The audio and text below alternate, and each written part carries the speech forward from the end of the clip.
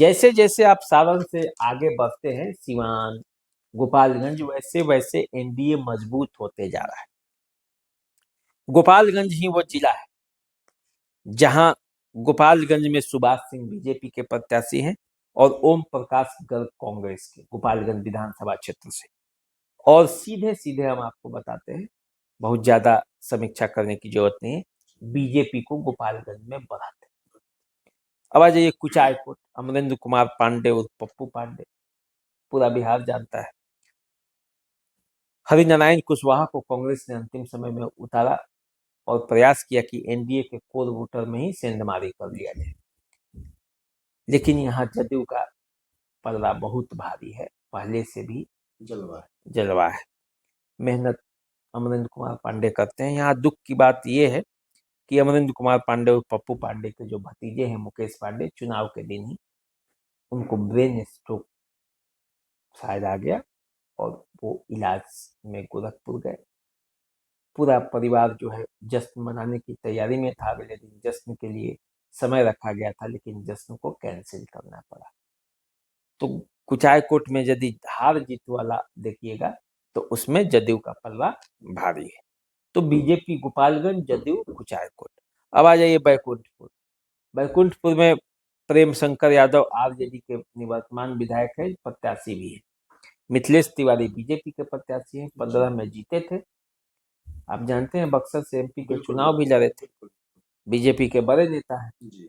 और उसी के अनुरूप इसको मानकर चलिए कि ये पलड़ा यहाँ पे बीजेपी का भारी है, क्योंकि मनजीत सिंह भी इस बार चुनाव नहीं लड़ रहे हैं, उनका भी समर्थन है।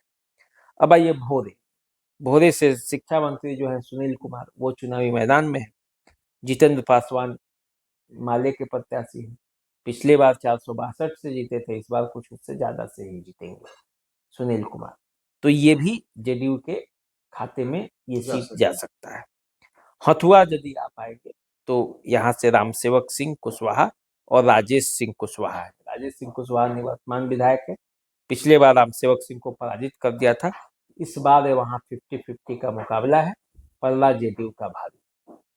बरौली आइए, मनजीत सिंह और दिलीप सिंह। मनजीत सिंह जेडीयू के और दिलीप सिंह आरजेडी के।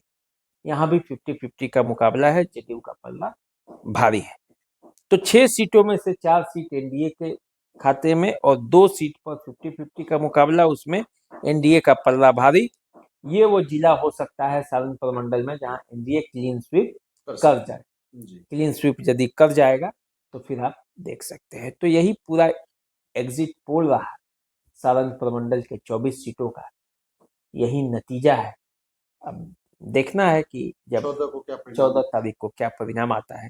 देसी अड्डा ने अपने तरफ से पूरा प्रयास किया कि सही और एग्जैक्ट आए, लेकिन फिर भी हम दावा नहीं करते, ये कोई आधिकारिक घोषणा नहीं है और हम दावा नहीं करते कि यही होगा। ये सैंपल के आधार पर सैंपल के आधार पर हम लोगों ने आकलन किया, अपने अनुभव के आधार पर, समीकरणों के आधार पर, पिछले रिकॉर्ड के आधार पर, और जो मतदान के बाद हम लोगों ने लोगों से वहां बात की, वहां के पत्रकारों से बात की, उसके आधार पर हम लोगों ने एक निचोड़ निकाला है।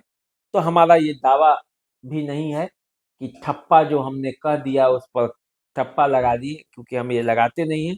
वोट देना मतदाताओं का काम है, और मतदाता किसको चुने हैं और किसको वोट दिए हैं, इसका इतना आसानी से यदि कोई अंदाजा लगा लेता तो फिर चुनाव लड़ने की और लड़ाने की जरूरत ही क्या होती। तो अभी आप सुन रहे थे राकेश जी से 24 सीट जो सारण, सीवान और गोपालगंज पे थी, और इन 24 सीटों पे राकेश जी ने एक एक सीट की पूरी चर्चा की, पूरा विश्लेषण किया और अपने सर्वे के आधार पर, सैंपल के आधार पर इन 24 सीटों पे कौन जीत रहा है, कौन हार रहा है, कहाँ कांटे की टक्कर है, ये पूरा विश्लेषण आपने अभी सुना।